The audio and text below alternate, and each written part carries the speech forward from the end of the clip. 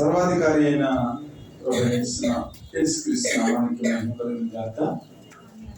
కూడి వచ్చిన మీ అందరికీ ప్రత్యేకమైన వందనాలు. ఈరోజు మన పాఠం పేరు ఏమిటంటే లేచి నీ దేవుని ప్రార్థించు. యోనా గ్రంథము 1వ అధ్యాయము 6వ వచనం మనం చదువుకుందాం. అప్పుడు ఓడ నాయకుడు అతని యొద్దకు వచ్చి, ఓయి నిద్రపోత నీకేమి వచ్చినది? లేచి నీ దేవుని ప్రార్థించు, మనము చావకుండా ఆ దేవుడు మన యందు కనికరించునేమో అని ప్రార్థన చేసుకుందాం. స్తోత్రము మహాగణుడా, పరిశుద్ధుడా, మీ పాదాలకు లెక్కలేని స్తుతి స్తోత్రాలు. గడిచిన కాలమంతా మమ్మల్ని కాచి కాపాడి మీ ప్రేమలో జ్ఞాపకం చేసుకున్నందుకు వందనాలు ప్రభువా. ఈరోజు నీ వాక్యాన్ని మేము ధ్యానం చేస్తుండగా నీ ఆత్మ చేత మమ్మల్ని నడిపించి నీ వాక్యంలోని సత్యాలను గ్రహించి నీ చిత్తాల ప్రకారం మేము జీవించి నీ నుంచి వచ్చే ప్రతి ఆశీర్వాదం పొందుకుంటానికి మమ్మల్ని యోగ్యులుగా ఎంచి నడిపించి బలపరచడానికి ఈ మనోదన్ని వాక్యమైన ప్రభు యేసుక్రీస్తు నామమున అడిగి వేడుకొనుచున్నాం పరమ తండ్రి, ఆమేన్. దేవుని నామానికి మహిమ కలుగును గాక. ఈరోజు మన ఆత్మీయ జీవితంలో ప్రార్థన యొక్క గొప్ప విలువ ఏమిటనేది మనం ధ్యానం చేయాలి. క్రైస్తవ జీవితంలో మనం ఏం చేస్తామంటే దేవుని యొక్క చిత్తానికి లేదా దేవుని యొక్క శ్రద్ధ ఏమిటో మన జీవితాల్లో మనం గ్రహించలేక దేవుని యొక్క సన్నిధిలో నుంచి మనం ఏం చేస్తామంటే బయటికి వెళ్ళిపోతూ ఉంటాం. అనగా దేవుడు చెప్పిన మాటలు వినకుండా దేవుని యొక్క ఉద్దేశం ఏమిటో మనం గ్రహించకుండా దేవుని యొక్క హృదయంతో మన హృదయము ఏకీభవించకుండా దేవుని యొక్క ప్రేమను, జాలిని, కరుణను మనం జ్ఞాపకం చేసుకోకుండా ఏం చేస్తామంటే మన ఇష్టం వచ్చినట్లు మనము జీవిస్తూ ఉంటాం. ఆత్మీయ స్థితిలో మనం నిద్రపోతూ ఉంటాం. దేవుడు ఒకలాగా చెప్తే మనం ఒకలాగా చేస్తూ ఉంటాం. దేవుని చిత్తం ఒకటైతే మనము వేరే రకంగా మనం ప్రవర్తిస్తాం. దేవుని హృదయంతో మన హృదయము ఏమాత్రం కూడా ఏకీభవించకుండా దేవుని యొక్క ప్రణాళికను, దేవుని యొక్క ఉద్దేశాన్ని మనం మర్చిపోతూ ఉంటాం. కాబట్టి ఆత్మీయ స్థితిలో నిద్రపోయిన మనము ఆత్మీయ స్థితిలో దుర్భరమైన పరిస్థితుల్లో పడిపోయిన మనము ఏమి చేయాలంటే లేచి మన దేవుణ్ణి ప్రార్థించాలట. ప్రార్థించినప్పుడు మనము చావకుండా ఆ దేవుడు మన యందు కనికరపడునేమో. ఈ మాట ఎవరు చెప్పారంటే ఓడలో ఉన్న ఒక అన్యుడు చెప్పాడు. క్రైస్తవుడు కాదు కానీ ఓడలో ఉన్న ఒక అన్యుడు దేవుని ప్రార్థన గురించి, దేవుణ్ణి ప్రార్థిస్తే మన జీవితాల్లో వచ్చే ఒక గొప్ప ఉన్నతమైన బహుమానం గురించి మాట్లాడుతున్నారు. ఈ యోనా గ్రంథం గురించి మనము చాలాసార్లు అధ్యయనం చేసాం. యోనా అనే పేరుకి గువ్వ అని అర్థం. యోనా అనే పేరుకి అర్థం ఏమిటి? గువ్వ. ఈ గువ్వ ఏం చేస్తూ ఉంటుంది? స్వేచ్ఛానుపారంగా దాని ఇష్టం వచ్చినట్టు అది స్వేచ్ఛగా ఎగురుతూ ఉంటుంది. అలాగే యోనా కూడా ఆ పేరుకు తగ్గట్టుగా దేవుడు ఒక చిత్తాన్ని, ఒక ప్రణాళికను తన జీవితంలో ప్రవేశపెడితే దేవుని యొక్క మనస్సును గ్రహించకుండా ఏం చేస్తున్నాడంటే గువ్వలాగా దేవుడు ఒక చోటకి వెళ్ళమంటే వేరే చోటకి ప్రయాణం చేస్తూ ఉన్నాడు. మన జీవితాల్లో కూడా దేవుని యొక్క చిత్తాన్ని మనం గమనించకుండా, దేవుడు చెప్పినట్లు మనం నడుచుకోకుండా, దేవుని యొక్క మార్గంలో మనం ప్రయాణం చేయకుండా మన ఇష్టం వచ్చినట్లు కొవ్వలాగా మనం ప్రయాణం చేసామనుకోండి, దారి తప్పిపోయి రెక్కలు విడిపోయే ప్రమాదము ఉంది. ఇక్కడ యోనా కూడా అదే చేశాడు. యోనాతో దేవుడు ఏమన్నాడంటే, యోనా, ఇదిగో నీవే పట్టణంలో ప్రజలు ఉన్నారు, వారి యొక్క పాపము నా దృష్టికి చాలా ఘోరంగా ఉంది. కాబట్టి నినివే ప్రజల్లో ఉన్న పాపాన్ని తీసివేసేదానికి వారి దుర్గతుల గురించి వారికి ప్రవచించు.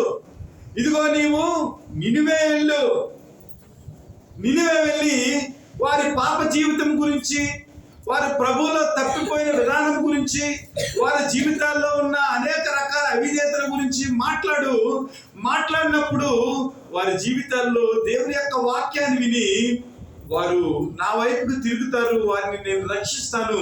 కాబట్టి నీవేం చేస్తావంటే నినివే పట్టణానికి వెళ్ళి నీవు సువార్తను ప్రకటించు అని యోనాకు చెబితే, యోనా ఏం చేశాడంటే నినివే పట్టణమునకు వెళ్లకుండా తర్షీషు పట్టణమునకు పారిపోవాలని ఆలోచన చేశాడు. చాలా జాగ్రత్తగా వినాలి. ప్రభువేమో నినివే పట్టణానికి వెళ్ళి అక్కడున్న అన్యజనులకు దేవుని యొక్క సువార్తను చెప్పమనంటే, యోనా ఏం చేశాడంటే నినివే పట్టణం వెళ్లకుండా తర్షీషు పట్టణానికి పారిపోవాలని యొప్పేకు పోయి తర్షీషు పోయే ఓడలెక్కాడు. ఆలోచన చేయాలి మనం. ఎందుకు యోనా నినివేకి వెళ్లకుండా తర్షీషు పట్టణానికి వెళ్తున్నాడు? ఇది మనం గమనించదగ్గ ప్రశ్న. ఎందుకు వెళ్తున్నాడంటే, నినివే ప్రజలు ఇశ్రాయేలు ప్రజలకు చాలా విధంగా ద్రోహం చేశారు. ఇశ్రాయేలు ప్రజలను వారు హింసించారు. అష్షూరు రాజు ఇశ్రాయేలు యొక్క ప్రజల జీవితంలో అనేక రకాల యుద్ధాలు చేసి వారిని ఇబ్బంది పెట్టాడు. ఇశ్రాయేలు దృష్టికి అషీషు ప్రజలు కానీ, అషీషు రాజు కానీ, నినివే ప్రజలు కానీ వీరందరూ కూడా చాలా దుర్మార్గమైన పరిస్థితుల్లో ఇశ్రాయేలీలను వారు హింసించారు. కాబట్టి ఈ ప్రజలు మారకుండా వారికి శిక్ష పడాలని దేవుని యొక్క సువార్తను ప్రకటించకుండా, దేవుని యొక్క మాటను వినకుండా తర్షీషు వెళ్ళే ఓడ ఎక్కడానికి ప్రయత్నం చేశారు. మనం కూడా ఆలోచన చేయాలి. దేవుని దృష్టిలో ప్రతి వ్యక్తి కూడా ఉన్నతమైన వ్యక్తి. నిజంగా మన భారతదేశానికి పేతురు గారు వచ్చి సువార్త చెప్పకుండా ఉంటే భారతదేశ ప్రజలందరూ కూడా అగ్నిగుండంలోకి వెళ్ళిపోవాలి, రెండో మరణంలోనికి వారు వెళ్ళిపోవాలి.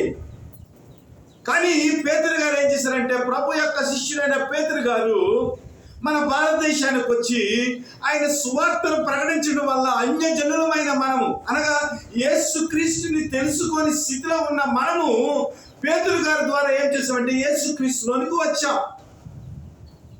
అలాగే ప్రభువు ఏ వ్యక్తి కూడా దేవుని యొక్క చిత్తాన్ని నుంచి తొలగిపోకూడదని, ప్రతి వారు కూడా దేవుని యొక్క ప్రేమను, దేవుని యొక్క జాలిని, దేవుని యొక్క కరుణను వారు అనుభవించి పరలోక రాజ్యము చేరాలనేది దేవుని యొక్క ప్రణాళిక.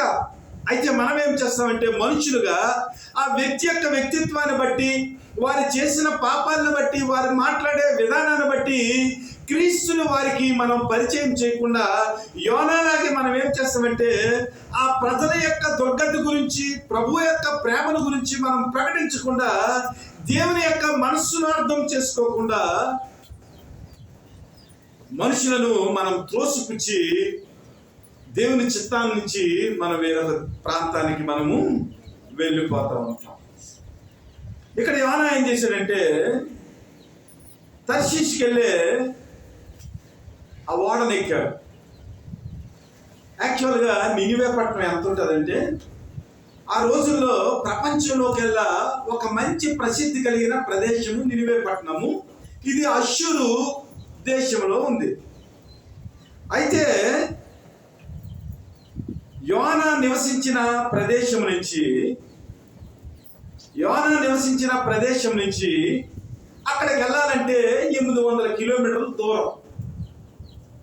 ఇప్పుడు యెరూషలేము ఇక్కడ ఉందనుకోండి, లేదా బెత్లెహేము ఈ ప్రాంతంలో ఉందనుకోండి, ఇలాగ వెళ్తే 800 కిలోమీటర్లకి నినివే ప్రాంతం వచ్చేస్తుంది. మనవాడు ఏం చేశాడంటే నినివే పట్టణానికి వెళ్లకుండా ఈ యెరూషలేము నుంచి ఇలా వెనక్కి వెళ్ళాడు. ఈ యెరూషలేము నుంచి ఏం చేశాడు?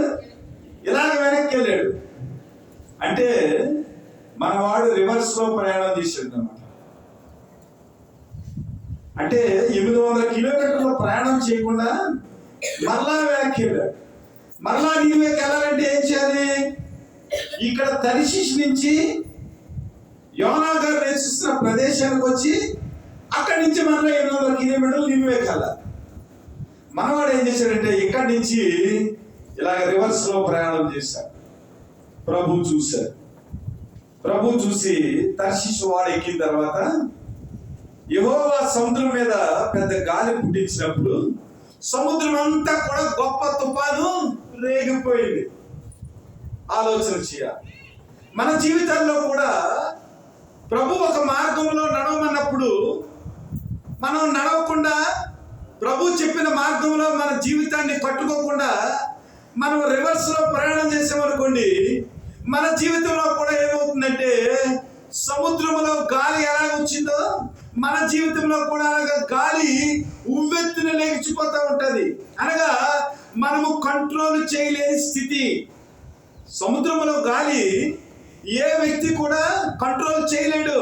సముద్రంలో గాలి వస్తే ఆ సముద్రం యొక్క తరంగాలకు మనము ఏమాత్రం కూడా బలవకుండా, ఆ తరంగాలు రాకుండానే మనం తప్పించుకుని పోవాలి తప్ప సముద్ర కెరటాలను మన ఆధిపత్యంలోనికి తీసుకుంటానికి ఏ వ్యక్తికి కూడా మరి అవకాశం లేని పరిస్థితి. అలాగా యోనా ఏం చేశాడంటే తర్షీషుకి వెళ్ళి ఓడనెక్కాడు. ఓడనెక్కిన తర్వాత దేవుడు ఏం చేశాడంటే యోనాని దేవుని యొక్క ప్రణాళికలోనికి, దేవుని యొక్క ప్రేమలోనికి మరలా నడిపించడానికి ఆ సముద్రంలో గొప్ప తుఫాన్ని ఆయన సృష్టించాడు. అలా సృష్టించినప్పుడు అక్కడ ఉన్న నావికులందరూ కూడా భయభ్రాంతులు గురైపోయారు. ఏంటి, మనం చాలాసార్లు తర్షీషుకి వెళ్ళాము, చాలా క్షేమంగా వెళ్ళాము, వాడు ఏ విధమైన ప్రమాదంలో లేదు. ఈ రోజునేంటి తర్షీషుకి వెళ్ళే వాడు ఇలాగా సముద్రంలో తుఫాను లేచి అలల చేత కొట్టబడి మునిగిపోయే పరిస్థితిలోకి ఉందేటని వారు ఏం చేశారంటే తమ మనస్సాక్షులను వారు ఏం చేశారంటే గమనించుకున్నప్పుడు ఎవరి దగ్గర తప్పు ఉందని నావికులు ఏం చేశారంటే వారికి తెలిసిన దేవతలను, వారు ఏవైతే దేవతలను మొక్కుతున్నారో, ఏ దేవుడికైతే ప్రార్థన చేస్తున్నారో వారు తమ యొక్క దేవుళ్లకు దేవతలకు వారు ప్రార్థన చేశారు.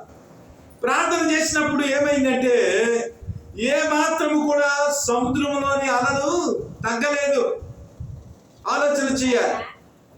దేవునికి మనము ప్రార్థన చేయకుండా, దేవుని యొక్క కృప ఏమిటో మనం అర్థం చేసుకోకుండా, దేవుడు మన జీవితంలో ఎందుకు తుఫాన్లు ప్రవేశపెట్టాడో మనం ఆలోచన చేయకుండా మనం అక్కడికి ఇక్కడికి పరిగెట్టామనుకోండి, మన జీవితంలో ఫలితం ఏమి కూడా రాదు.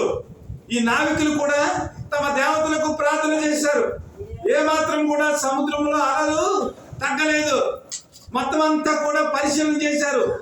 ఎవరి వల్ల ఎలా అవుతుంది, ఏమిటి, ఎలాగని ఆలోచన చేసి పాపం వాళ్ళకి తెలిసిన జ్ఞానాన్ని అంతా ఉపయోగించారు. ఇదిగో వాడ యొక్క బరువు తగ్గిపోవాలంటే సముద్రంలో వాడలో ఉన్న వస్తువులన్నీ కూడా మరి పారవేయాలని ఏం చేశారంటే ఆ వాడలో ఉన్న వస్తువులన్నింటినీ కూడా సముద్రంలో పారవేశారు. అయినప్పటికీ కూడా సముద్రంలో ఏమాత్రము కూడా అలలు తగ్గలేదు, ఉద్రిక్తత తగ్గలేదు. అప్పుడు ఎవరైతే దేవునికి ప్రార్థన చేయకుండా ఉంటున్నారో వారిని గమనించడం మొదలు పెడితే ఈ ప్రవక్త అయిన యోనా ఏం చేశాడంటే వాడ యొక్క దిగువ భాగమునకు పోయి పండుకుని గాఢ నిద్ర పోవచ్చుండేది. అందరూనేమో వాడ మునిగిపోతుందని భయభ్రాంతులతో తమ దేవతలకు ప్రార్థన చేస్తున్నారు. కానీ దేవుని యొక్క ప్రవక్త అయిన మనుషులను, దేవుని యొక్క ప్రేమను, దేవుని యొక్క ప్రజలకు పరిచయం చేయవలసిన ఈ వ్యక్తి ఏం చేస్తున్నాడంటే గాఢముగా వాడ యొక్క దిగువ భాగానికి పోయి పండుకుని ఉన్నాడు. క్రైస్తవులమైన మనం కూడా ఏం చేస్తామంటే దేవుని యొక్క ప్రజలను రక్షించవలసిన మనము, దేవుని యొక్క ప్రజలు అనేక రకాల ఆపదల్లో ఉంటున్నప్పుడు ఆ గురించి పట్టించుకోకుండా మనం ఏం చేస్తామంటే ప్రార్థన చేయకుండా గాఢ నిద్రపోతా ఉంటాం. రెండవ శుక్రవారం మనం ఓన్లైన్ ప్రేయర్ అని అనుకుంటున్నాం. కొంతమంది బిడ్డలు వచ్చి సంఘం కొరకు వారి యొక్క నిద్రని వారు త్యాగం చేసి ప్రార్థన చేస్తుంటే, కొంతమంది ఏం చేస్తారంటే వాళ్ళ యొక్క దిగువ భాగమునకు పోయి వారు ఏం చేస్తున్నారంట గాఢ నిద్రపోతున్నారంట. ఆలోచన చేయాలి. క్రైస్తవులమైన మనము ఈ స్థితిలోనికి ఎప్పటికీ కూడా వెళ్ళకూడదు. క్రైస్తవులు అనేవారు ప్రతి వారికి కూడా ఆత్మీయ జీవితంలో మెలకువగా ఉండి ప్రార్థన చేయాలి. ప్రభు ఎప్పుడు వస్తాడా? నశించిపోతున్న ఆత్మల కొరకు మెలకువగా ఉండి మనం ఏం చేయాలంటే ప్రార్థన చేయాలి. కానీ దేవుని యొక్క చిత్తాన్ని మర్చిపోయి నినివే ప్రజలకు దేవుని యొక్క సువార్తను, దేవుని యొక్క ప్రేమను ప్రకటించమని దేవుడు చెప్తే మనవాడు తర్షీషుకెళ్ళి ఆ వాడ దిగువ భాగానికి పోయి, అనగా ఆత్మీయ జీవితంలో ఏమాత్రము కూడా మరి ఉద్యమం లేని స్థితిలో, నిర్జీవమైన స్థితిలో మనవాడు ఏం చేశాడంటే ఆత్మీయ జీవితంలో అట్టడుగు పోయి మనోడు గాఢ నిద్ర పోతున్నాడు. అలాంటి పరిస్థితుల్లో మరి వాడ నావికుడు వచ్చాడు యోన దగ్గరికి. వచ్చి, ఓయి నిద్రపోతా, నీకేమో వచ్చినది, లేచి నీ దేవుని ప్రార్థించుము, మనము చావకుండా దేవుడు మన యందు కనికరించునేమో అంటున్నా. దేవుని బిడ్డలారా, ఆలోచన చేయండి. ప్రార్థన యొక్క ఫలితాన్ని మనం అర్థం చేసుకుని క్రైస్తవులుగా నిరంతరం కూడా ప్రార్థించే వ్యక్తులుగా ఉండాలి. ప్రార్థనా పరులుగా ఉండాలి. మన జీవితంలో మనం ఏమనుకుంటామంటే ప్రార్థన మన పరిస్థితులను మార్చేస్తుందని అనుకుంటాం. ఇలాగా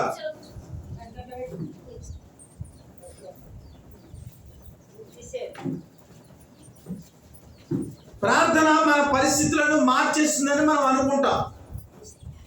ప్రార్థన నిజంగా మన పరిస్థితులను మారుస్తుంది. ఇంకొక ఆప్షన్ కూడా ఉంది. ఇది చాలా జాగ్రత్తగా ఆలోచన చేయాలి. ప్రార్థన మన పరిస్థితులలో మార్పు తేకపోయినప్పటికీ కూడా ఆ పరిస్థితులలో దేవుని మీద ఆధారపడి మనం విజయం సాధించడానికి ప్రార్థన ఉపయోగపడుతుంది. మీకు అర్థమైందా? ప్రార్థన మన పరిస్థితులను మార్చకపోయినా కఠినమైన పరిస్థితుల్లో, శోధనకరమైన పరిస్థితుల్లో, ఇబ్బందికర పరిస్థితుల్లో మనము విజయులుగా, ధైర్యముగా దేవుని యొక్క ప్రేమను అనుభవించడానికి మనల్ని ఏం చేస్తుందంటే అది మనల్ని నిలబెడుతుంది. మనం ఏ విధంగానూ కూడా అధైర్యపడకుండా ప్రార్థన ఏం చేస్తుందంటే మన జీవితాన్ని దేవుని యొక్క ప్రేమలో పడుతుంది. ఈ ఓడ నావికుడు అంటున్నాడు, ఓ నిద్రపోతా, నీవు లేచి నీ దేవునికి ప్రార్థన చేయి. ఎందుకంటే ఓడ యొక్క పరిస్థితి చూసినట్లయితే చాలా గందరగోళంగా ఉంది. ఓడ మునిగిపోయేటట్లు ఉంది. మేమైతే ఓడలో ఉన్న సరుకులన్నింటినీ మేము సముద్రంలో పారవేసి మేము మా దేవునికి ప్రార్థన చేస్తున్నాం, అయినా ఫలితం రాలేదు. నీవు అసలు ఏ దేశానికి చెందినవాడు, అసలు నువ్వు ఎవడవు, ఓడలోనికి ఎలాగ వచ్చావు, ఎందుకు ఈ గాఢ నిద్ర పోతున్నావని ఓడ నావికుడు ఏం చేశాడంటే దేవుని ప్రవక్త అయిన యోనాను గద్దించినట్లుగా మనం చూస్తా ఉన్నాం. మనం కూడా దేవుని యొక్క ప్రణాళికలో నడుచుకోకుండా, దేవుని యొక్క చిత్తాన్ని మనం గమనించకుండా మన ఆత్మీయ స్థితిలో మనం నిద్రపోతున్నట్లయితే ఒక్కొక్కసారి ఏం చేస్తారంటే దేవుడు అన్య జనాంగము చేత, దేవుని ఎరగని ప్రజల చేత మనకు బుద్ధి చెప్పించే అవకాశం కూడా ఉంది. ఆలోచన చేయాలి. యోనా గురించి మనం ఆలోచన చేసినప్పుడు, వీరు ఇలాగ మాట్లాడినప్పుడు, నువ్వు ఎక్కడి నుంచి వచ్చావు, ఏ దేశానికి వెళ్తున్నావు, అసలు నీ వ్యాపారం ఏంటి, నీ సంగతి ఏమిటి అని అన్నప్పుడు యోనా అంటున్నాడు, ఇదిగో నేను ఎబ్రీడను, సముద్రమునకును భూమికి సృష్టికర్త అయిన ఆకాశమందుండెడు దేవుడైన యెహోవా యందు నేను భయభక్తులు గలవాడనై ఉన్నాను. తాను యెహోవా సన్నిధిలో నుండి పారిపోతున్నట్లు అతడు ఆ మనుషులకు తెలియజేసి ఉండెను గనుక వారు ఆ సంగతి తెలుసుకుని మరింత భయపడి నీవు చేసిన పని ఏమని అతన్ని అడిగి, అప్పుడు వారు సముద్రము ఉప్పొంగుచున్నది, తుఫాను అధికమవుచున్నది, సముద్రము మా మీదకి రాకుండా నెమ్మలించినట్లు మేము నీకు ఏమి చేయవలని అతను అడుగగా, యోనా, నన్ను బట్టి ఈ గొప్ప తుఫాను మీ మీదకు వచ్చి ఉన్నదని నాకు తెలిసి ఉన్నది. నన్ను ఎత్తి సముద్రములో పడవేయడి, అప్పుడు సముద్రము మీ మీదకి రాకుండా నెమ్మలించునని వారితో చెప్పాను. వారు ఓడను దరికి తెచ్చి తెడ్లను బహు బలముగా వేసిరు గాని గాలి తనకు ఎదురై తుఫాను బలము చేత సముద్రము ఉప్పొంగి ఉండుట వలన వారి ప్రయత్నము వ్యర్థమాయెను. ఆలోచించేయండి, నువ్వు ఎక్కడి నుంచి వస్తున్నావు, ఏంటి నీ సంగతి అంటే, మొత్తం ఉన్నట్లుగా యోనా ఏం చేసింది, ఇదిగో నేను ఎబ్బిరీడను, ఆకాశానికి భూమికి కూడా సృష్టికర్త అయిన దేవుని చేత ఎన్నుకోబడిన జనాంగాన్ని, నేను ప్రవక్తని, ఇదిగో సముద్రంలో ఎందుకు తుఫాను వచ్చిందో నాకు అర్థమైంది, ఇదిగో నేను దేవుని యొక్క సన్నిధి నుంచి నేను దూరంగా వెళ్ళిపోతున్నాను, అందువల్ల మన జీవితాల్లో ఈ నష్టం వచ్చింది. అయితే మేము ఏం చేయాలి యోనా అని అడిగినప్పుడు, నన్ను ఎత్తి సముద్రంలో పడైంది అన్నాడు. దేవుని బిడ్డలారా, మనం చాలా జాగ్రత్తగా క్రైస్తవ జీవితాల్లో మనం నడిపించుకోవాలి. ప్రార్థన విషయంలో మనం చాలా జాగ్రత్తగా ఉండాలి. దేవుని యొక్క సన్నిధి విషయంలో మనం చాలా జాగ్రత్తగా ఉండవలసిన అవసరం ఉంది. లేదంటే మన వల్ల మన కుటుంబాలకు, మన సంఘానికి, మన దేశానికి, మన గ్రామాలకు కూడా నష్టము వాటిల్లే ప్రమాదము ఉంది. యోనా దేవుని యొక్క చిత్తం నుంచి తప్పిపోయాడు, దేవుని యొక్క ప్రణాళిక నుంచి తప్పిపోయాడు. అందువల్ల యోనా వల్ల వారి జీవితాల్లో ఒక విపత్తు వచ్చేసింది. వారైతే భయపడుతున్నారు, కానీ యోనా ఏమన్నాడంటే, ఈ విపత్తు అంతా కూడా నా వల్లే వచ్చింది, ఈ గొప్ప ఉపద్రవం అంతా నా వల్లే వచ్చింది, కాబట్టి నన్ను సముద్రంలో ఎత్తి పడైంది అంటున్నాడు. ఎత్తి పడైంది అన్నప్పుడు వారు చాలా పాపం జడిసారు. ఎందుకంటే ఎబ్రీలు, దేవుని యొక్క దాసుడు, దేవుని చేత ఎన్నుకోబడినవాడు, దేవుని చేత అభిషేకింపబడినవాడు, ఆయన్ని సముద్రంలో పారవేయటానికి ఏమాత్రం కూడా వారు ముందుకి వెళ్ళలేదు. అలాంటి పరిస్థితుల్లో సముద్రము తన తీవ్రతను ఏమాత్రం కూడా తగ్గని పరిస్థితుల్లో వారు ఏం చేశారంటే, మిక్కిలి భయపడి వారి దేవతలకు వాటికి మొత్తం అందరికీ కూడా మ్రొక్కుబడి చెల్లించినప్పటికీ కూడా ఏమాత్రం కూడా సముద్రం యొక్క అలలు మరి తగ్గలేదు. వెంటనే వీరేం చేశారంటే, యోనాని సముద్రంలో పడవేశారు. ఎప్పుడైతే యోనాని సముద్రంలో పడవేశారో, పడవేయగానే సముద్రము పొంగకుండా ఆగిపోయిందంతే. వారికి అర్థమైపోయిన తర్వాత వారు దేవునికి మరలా మొక్కుబడి చెల్లించారు. వెంటనే యోనా ఎప్పుడైతే సముద్రంలో పడ్డాడో, ఒక గొప్ప మత్స్యం ఏం చేసిందంటే యోనాని మింగేసింది. దేవుడే మత్స్యాన్ని నియమించిన తర్వాత యోనాని మింగివేసింది. యోనాని మింగివేసిన తర్వాత యోనా 3 రోజులు ఆ మత్స్యం యొక్క కడుపులో ఉండి దేవునికి ప్రార్థన చేశాడు. దేవుని బిడ్డలారా, ఇది చాలా ఆత్మీయమైన పాఠం. 3 రోజులు ప్రభువైన యేసుక్రీస్తు వారు మరణం యొక్క ఆ ఊబిలో ఉన్నారు. 3వ దినాన్ని ఏం చేశారంటే, ప్రభువైన యేసుక్రీస్తు వారు మరణాన్ని జయించి మరలా ఆయన పునరుద్ధానుడై దేవుని యొక్క శక్తి చేత లేపబడి ఈ లోకానికి మరణం యొక్క భయాన్ని ఆయన పోగొట్టాడు.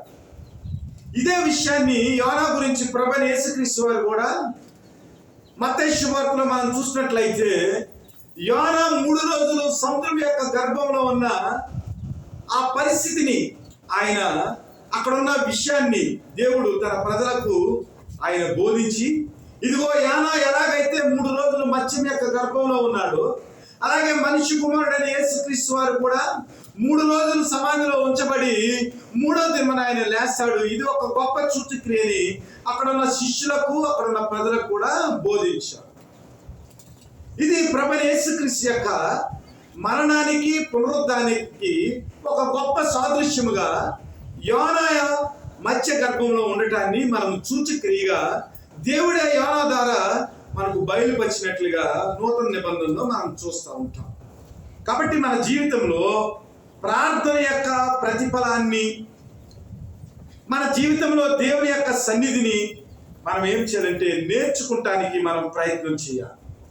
మనం ఎప్పుడైతే ఉద్యోగమైన స్థితిలో పడిపోతామో, ఎప్పుడైతే దేవుని మర్చిపోయి మన జీవితంలో అట్టడుగు స్థాయికి వెళ్ళిపోతామో, అలాంటి సమయంలో మనము దేవుని వైపుకు తిరిగి దేవుని యొక్క ప్రేమను పొందుకునేదానికి, దేవుని యొక్క ప్రణాళికలో మనము మన జీవితాల్లో కట్టుకునేదానికి ప్రార్థన ఒక గొప్ప ఆయుధంగా ఉందని మనం గమనించి మనం ఏం చేయాలంటే ప్రార్థనను దేవునికి చేయటము మొదలు పెట్టాలి. ఎప్పుడైతే సముద్ర గర్భంలో యోనాన్ని పడవేశారో, దేవుడు ఒక గొప్ప చేపను, ఈ చేప గురించి మనం ఆలోచన చేసినట్లయితే పాఠం చాలా పెద్ద అయిపోతుంది. సముద్రంలో తిమింగలం ఉంటుంది. తిమింగలం ఎవరికైనా తెలుసా? ఈ తిమింగలం ఎంత ఉంటుందో తెలుసా? తిమింగలం యొక్క తోక మీద ఒక ఏనుగు నిలబెట్టామనుకోండి, ఆ ఏనుగు తిమింగలం యొక్క తోక అంత ఉంటుంది అన్నమాట. తిమింగలం తోక చాలా చిన్నది ఉంటుంది. తిమింగలం యొక్క సైజుని బట్టి ఏనుగుని, పెద్ద గున్నేనుగుని కనుక మనం నిలబెడితే తోక అంత ఉంటుంది. ఇంచుమించు ఒక 10-12 ఏనుగులు కలిపితే ఎంత స్థలాన్ని ఆక్రమిస్తాయో అంత స్థలము ఆక్రమించినంత సైజులో ఒక తిమింగలం ఉంటుంది. అంత పెద్దగా ఉంటుంది తిమింగలము. ఆ తిమింగలం ఏం చేసిందంటే యోనాని ఒకేసారి మింగేసింది. యోనా ఏం చేసిందంటే తిమింగలం యొక్క ఆ గర్భంలోనికి, ఆ కడుపులోనికి వెళ్ళిపోయా. ఆ కడుపులోకి వెళ్ళిన తర్వాత ప్రార్థన చేస్తున్నారు. ఈ ప్రార్థనలో చాలా అంశాలు ఉన్నవి. ఇక్కడ మనం చదువుకున్న పాఠాన్ని బట్టి ప్రార్థన గురించి మనం ఈరోజు నేర్చుకుంటున్నాం. ఈ యోనా గ్రంథంలో 3 రకాల ప్రార్థనలు ఉన్నాయి. ఒక ప్రార్థన ఏమో యోనా చేసిన ప్రార్థన, ఒక ప్రార్థన ఏమో ఓడలోనున్న నావికులు చేసిన ప్రార్థన. యోనా మరలా మత్స్య గర్భంలోంచి సముద్రంలోనికి కక్కివేయబడి, ఒడ్డుకు కక్కివేయబడి మరలా దేవుడి చిత్తంలోనికి వచ్చి నినివే పట్టణానికి వెళ్ళి నినివే పట్టణంలో ఉన్న ప్రజలను వారి యొక్క దుర్గతిని గురించి బోధించి దేవుని యొక్క చిత్తాన్ని వారికి ప్రకటించినప్పుడు వారు ఏం చేశారంటే మారు మనసు పొంది ప్రార్థన చేశారు. నినివే ప్రజలు, దుర్మార్గులైన నినివే ప్రజలు దేవుని యొక్క మాటను యోనా ప్రవక్త ద్వారా విని వారు ప్రార్థన చేసినప్పుడు వారి జీవితంలో దేవుని యొక్క ఉగ్రత రాకుండా వారు చావు నుంచి తప్పింపబడినట్లుగా మనం చూస్తూ ఉంటాం. ఈ ప్రార్థనలో ప్రతి వారు కూడా చావు నుంచి తప్పింపబడ్డారు. నావికుడు ప్రార్థన చేశాడు. నావికుడు ప్రార్థన చేసినప్పుడు నావికుడికి దేవుని యొక్క చిత్తం అర్థమైంది. యోనా వల్లే ప్రమాదం వచ్చిందని వారు గమనించారు, దేవుని స్తుతించారు. అందువల్ల వాడలో ఉన్న ప్రజలందరూ కూడా దేవుని ప్రార్థించడం వల్ల వారు మరణం నుంచి తప్పింపబడ్డారు. అలాగే యోనా సముద్రంలో పడవేయబడ్డాడు. సముద్రంలో పడవేయబడిన తర్వాత సముద్రం యొక్క ఆ మత్స్యము గర్భంలోనికి వెళ్ళిపోయాడు. మత్స్యం యొక్క గర్భంలోకి వెళ్ళిపోయి మరలా యోనా ప్రార్థన చేశాడు. యోనా ఏం చేశాడంటే మరణం నుంచి తప్పింపబడ్డాడు. అలాగే యోనా మరలా బయటకు వచ్చిన తర్వాత నినివేకి వెళ్ళాడు. నినివే ఉన్న ప్రజలకు ప్రార్థన చేసి దేవుని యొక్క ప్రేమను వారికి ప్రకటించాడు. ప్రకటించినప్పుడు వారు కూడా ఏం చేశారంటే మారు మనసు పొంది దేవుని యొక్క ఉగ్రత నుంచి తప్పింపబడి వారు కూడా మరణం యొక్క ఆ స్థితిలోనికి వెళ్ళిపోకుండా దేవుని యొక్క ప్రేమను వారు పొందుకున్నారు. కాబట్టి మన జీవితంలో ప్రార్థన యొక్క అవసరత ఎంత ఉందో మనం గమనించాలి. మనం ప్రార్థన చేసినప్పుడు ఇక్కడ ఏముందంటే లేచి నీ దేవునికి ప్రార్థించుము, మనము చావకుండా ఆ దేవుడు మన యందు కనికరించునేమో అని. ఈ వచనము వాడ యొక్క నావికుడు పలికాడు. ఈ వచనము 100కి 100 ఇక్కడ ఉన్న యోనా గ్రంథంలో అందరి జీవితాల్లో నెరవేరింది. అందరూ ప్రార్థన చేశారు. అందరూ దేవుని యొక్క ఉగ్రత నుంచి తప్పించబడి అందరూ కూడా జీవంతో ఉన్నట్లుగా మనం గమనిస్తాం. కాబట్టి మన జీవితంలో ప్రార్థన అనేది దేవుని యొక్క సన్నిధి అనేది ఎంత ఇంపార్టెంటో మనం గమనించి ప్రార్థన చేయటానికి మనం కూడుకోవాలి. మన ఆత్మీయ స్థితిలో మనం ఎక్కడైతే పడిపోయామో ఆ స్థితిలో నుంచి లేవటానికి మనం ఏం చేయాలంటే ప్రార్థనే శరణ్యమని మనం ప్రార్థన అనునిత్యము చేస్తూ మెలకువగా మన జీవితాలను నడిపించుకోవాలి. మత్తయి శుభవార్త లేఖనాల్లోనికి వచ్చేస్తాం. మత్తయి శుభవార్త 26వ అధ్యాయము 40 నుంచి 41 వరకు చదువుదాం. ఆయన మరలా శిష్యుల యొద్దకు వచ్చి వారు నిద్రించుట చూసి ఒక గడి అయినను నాతో కూడా మీరు మేలుకుని ఉండలేరా? మీరు శోధనలో ప్రవేశించుకున్నట్లు మెలకువగా ఉండి ప్రార్థన చేయండి. ఆత్మ సిద్ధమే గాని శరీరము బలహీనమని పేతురు గారితో చెప్పారు. ఆలోచన చేయండి. ప్రభువైన యేసుక్రీస్తు వారు సిలువకు వెళ్ళిపోతున్నారు. సిలువకు వెళ్ళిపోయినప్పుడు ఆయన ప్రార్థన చేయమని చెప్పాడు. ప్రార్థన చేయమని చెప్తే శిష్యులందరూ ఏం చేస్తున్నారంటే ఒక్కొక్కడు ప్రార్థన మానేసి వారు నిద్రించడం మొదలు పెట్టారు. ప్రభువైన యేసుక్రీస్తు వారు తండ్రికి విస్తారంగా ప్రార్థన చేస్తున్నారు. ప్రార్థన చేసి శిష్యుల దగ్గరకు వచ్చారు. శిష్యుల దగ్గరకు వచ్చినప్పటికీ వారందరూ కూడా నిద్రిస్తున్నారంట. ప్రభువైన యేసుక్రీస్తు వారు ఏమంటారంటే, ప్రియమైన శిష్యులారా, ఒక గడి అయినా నాతో మేల్కొని ఉండలేరా? మీరు శోధనలో ప్రవేశించుకున్నట్లు మెలకువగా ఉండి ప్రార్థన చేయాలి. మన జీవితంలో నిజముగా ప్రభు కొరకు, మన సంఘ బిడ్డల కొరకు ఏదైనా ఒక నైట్ అంతా మెలకువగా ఉండి మనం ప్రార్థన చేశామా? ప్రభు అడుగుతున్నాడు శిష్యులను, ఇదిగో ఇది నాకు ఆఖరి రాత్రి, నేను సిలువకి వెళ్ళిపోతున్నాను, నా కొరకు ఒక గడి అయినా మీరు మేలుకొని ఉండలేరా? ఆలోచన చేయండి. ఇక్కడ ఓడనావికుడు అంటాడు, లేచి నీ దేవునికి ప్రార్థన చేయి. మనమందరం చనిపోయిన స్థితిలో ఉన్నాం కాబట్టి చనిపోయిన స్థితిలో నుంచి జీవపు స్థితిలోనికి మనం వెళ్ళాలంటే ప్రార్థన ఒకటే శరణ్యము. ఓడ మునిగిపోకుండా ఉండటానికి నీ దేవునికి ప్రార్థన చేయి. ఇక్కడ ప్రభువైన యేసుక్రీస్తు వారు కూడా అడుగుతున్నాడు, శిష్యులారా, నా కొరకు ఒక దినము కూడా మీరు మేలుకుని ఉండలేరా? మీరు ఎందుకు ప్రార్థన చేయాలంటే మీరు శోధనలోనికి ప్రవేశించకుండా ఉన్నట్లు మీరేం చేయాలి? ప్రార్థన చేయాలి. అసలు మీ జీవితంలో ఓడ మునిగిపోకుండానే, అసలు ఓడ క్షేమంగా మన జీవితంలో ప్రయాణం చేయటానికి, మన జీవితం అనే ఓడ క్షేమంగా ప్రయాణం చేయటానికి మనం ఏం చేయాలంటే మెలకువ కలిగి మనము శోధనలో పడకుండా, అనగా మన జీవితంలో తుఫానులు రాకుండా, మన జీవితంలో కష్టములు రాకుండా, మన జీవితంలో అనేక రకాల విపత్తులు రాకుండా ఉండటానికి మనం ఏం చేయాలంటే మెలకువగా ఉండి మన ఆత్మీయ స్థితిలో పడిపోకుండా మనం ఏం చేయాలంటే శోధనలో ప్రవేశించకుండా మనం ఏం చేయాలి? ప్రార్థన చేయాలి. కాబట్టి దేవుని బిడ్డలారా, ప్రార్థన యొక్క ఔన్నత్యాన్ని మనము జ్ఞాపకం చేసుకుని ప్రార్థన చేయటం వల్ల మన జీవితంలో శోధన రాదని, మన జీవితంలో విపత్తులు రావని, మన జీవితంలో దేవుని యొక్క ప్రేమను పొందుకునేదానికి మనం ఏం చేయాలంటే ప్రార్థన చేయవలసిన వారుగా ఉన్నాము. లూకా శుభవార్త 21వ అధ్యాయం 34 నుంచి 36 వరకు చదవండి. మీ హృదయములు ఒకవేళ తిండి వలనను, మత్తు వలనను, ఐహిక విచారం వలనను మందముగా ఉన్నందున ఆ దినము అకస్మాత్తుగా మీ మీదకి ముడి వచ్చినట్లు రాకుండా మీ విషయమై మీరు జాగ్రత్తగా ఉండుడి. ఆ దినము భూమి అంతటా నివసించు వారందరి మీదకి అకస్మాత్తుగా వచ్చును.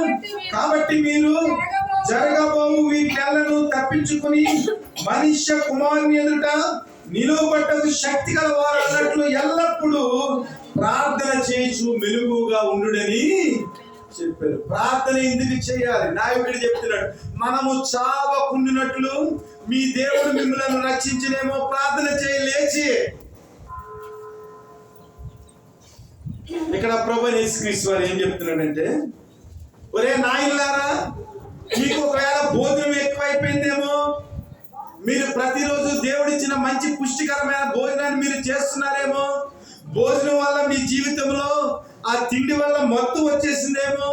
ఈ లోకపరమైన ఐహిక విచారాల వల్ల, అంటే ఈ లోకంలో జనాలకు అనేక రకాల ఎంటైంగిల్మెంట్స్, రకరకాల పరిస్థితులు, దేవుని మర్చిపోయే పరిస్థితులు ఎక్కువైపోయినాయి. దేవుడిచ్చిన సమృద్ధిని బట్టి అనేక రకాల ప్రోగ్రామ్స్ మీ జీవితంలో ఎక్కువైపోయాయేమో.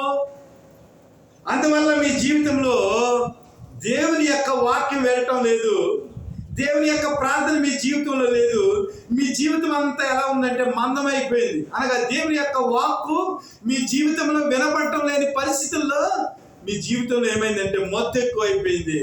అందువల్ల ఏమవుతుందంటే అకస్మాత్తుగా ఉరి వచ్చినట్లు మీ జీవితంలో శోధన వచ్చేస్తుంది, మీ జీవితంలో తుఫాను వచ్చేస్తుంది, మీ వాడ మునిగిపోయే ప్రమాదం ఉంది.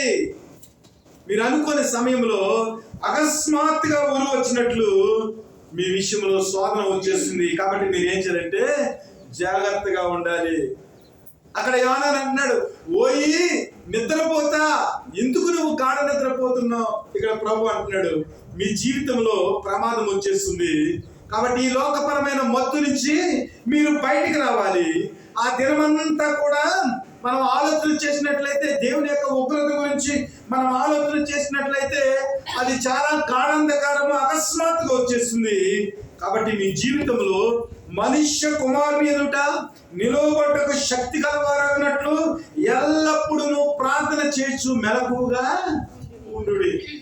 ఇక్కడ గొప్ప విషయం ఏమిటో మనం గమనించినట్లయితే, ఈరోజు ప్రార్థన గురించి ఎందుకు అంత గట్టిగా చెప్పవలసి వస్తుందంటే, ఎవడైతే దేవుణ్ణి ప్రార్థన చేస్తాడో వాడికే దేవుడు తన యొక్క ఉగ్రత దినమందు కొదమ సింహం వలె వచ్చినప్పుడు ప్రార్థన చేసేవాడికే ఆ దేవుని యొక్క శక్తిని తట్టుకుని నిలబడే స్థాయి వస్తుంది.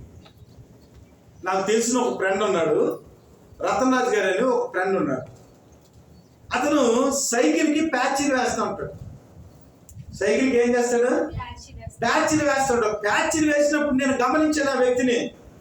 రతన్ రాజ్ గారు, ఏంటి మీ మోకాళ్ళన్నీ కూడా నల్లగా అయిపోయి ఇంత దద్దుల కింద కట్టేసింది ఏంటంటే, అయ్యగారు నేను రోజుకి 2 నుంచి 3 గంటలు మోకాళ్ళ మీద ప్రార్థన చేస్తాను, అందువల్ల నా మోకాలంతా కూడా నల్లగా అయిపోయింది. ఒక్కొక్కసారి నేను ఏం చేస్తానంటే దాన్ని బ్లేడ్ ఇచ్చుకుని చెక్కేస్తా ఉంటాను. ఒక సైకిల్కి ప్యాచ్ చేసుకునే వ్యక్తి యొక్క విశ్వాసాన్ని గమనించాను. అలాగనే తన జీవితంలో ఏమీ లేదని అనుకుంటున్నారా?